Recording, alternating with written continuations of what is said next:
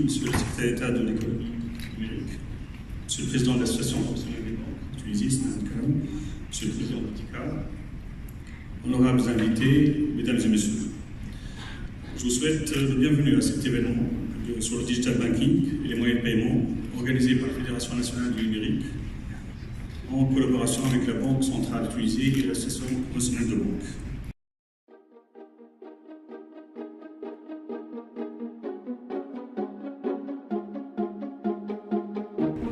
En cette fin de décennie, tous les acteurs économiques, sociaux, scientifiques, politiques et autres experts de tout domaine s'accordent à souligner l'importance de l'économie digitale pour la croissance économique d'un pays.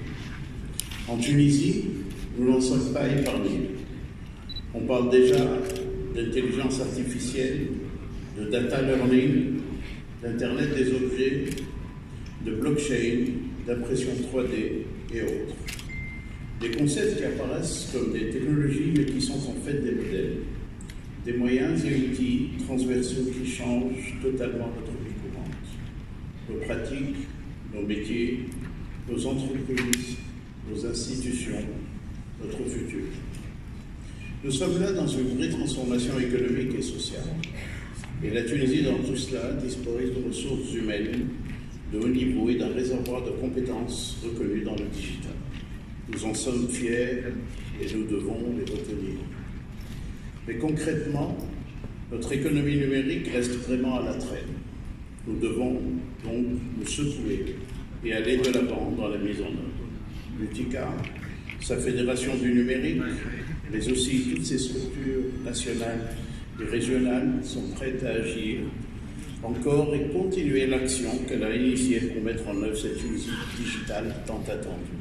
La question du paiement électronique est une question extrêmement importante. Je vais vous rappeler, je me rappelle, dans une autre vie, j'étais fin des années 90, j'étais conseiller au ministère du Commerce à l'époque, et on a développé la stratégie du commerce électronique.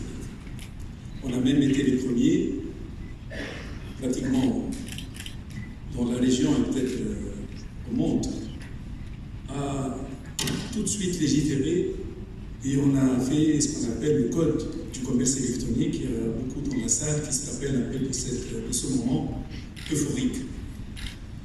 Et je me rappelle que la question qui s'est posée tout de suite, après avoir bien sûr fait la loi, etc., comment on peut, dans le texte de loi, tout de suite passer après et développer une économie autour de ces nouvelles technologies qui étaient à l'époque les technologies de l'Internet.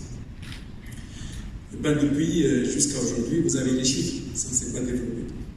Et pourquoi ça ne s'est pas développé? Ça ne s'est pas développé aussi, une question importante, c'est qu'on avait toujours cette question du paiement électronique. Et du PayPal. J'y reviendrai.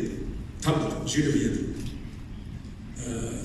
La question qui s'est posée était une question, donc, comme je disais, de paiement électronique. Et je me rappelle à l'époque,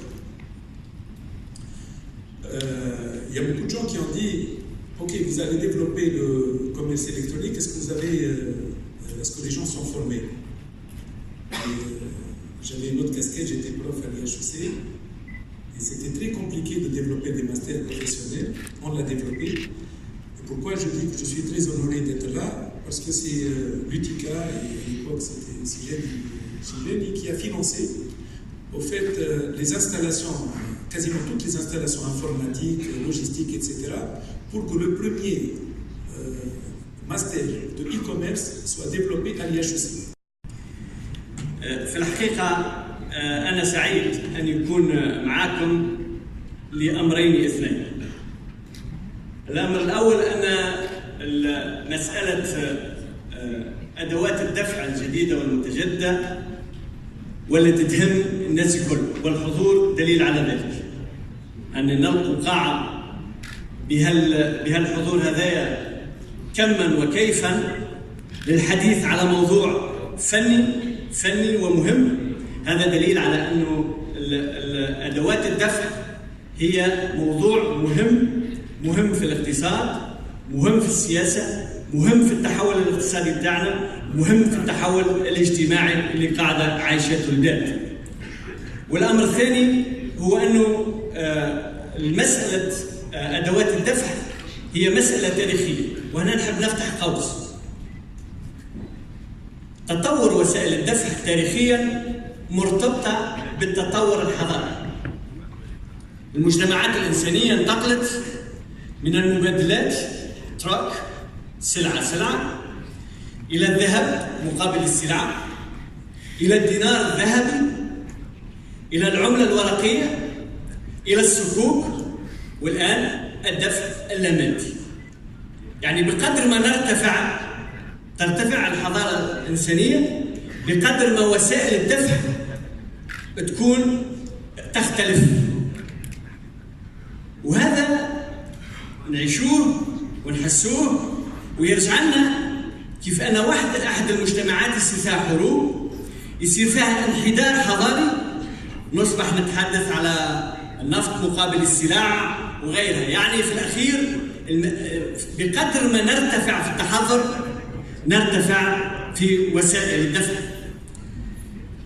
حضرات السيدات والسادة، نحن اليوم نعيش أكبر انعطاف حضاري. الانعطاف الحضاري اليوم فرضته التحولات التكنولوجية.